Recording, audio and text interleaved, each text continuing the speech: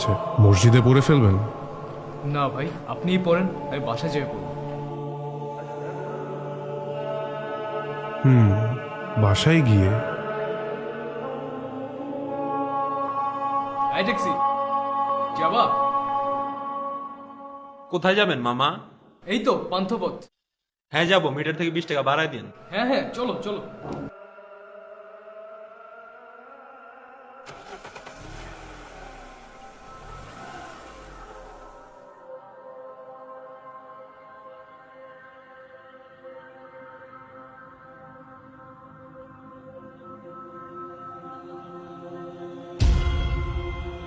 আরে আপনি এখানে? আপনি না নামাজ পড়তে গেলেন? নামাজ? নামাজের তো আর এখন সময় নেই। মানে আপনি কে? আপনি আপনি আপনি এখানে কিভাবে এলেন? কার সাথে কথা বলেন মামা? ট্যাক্সি!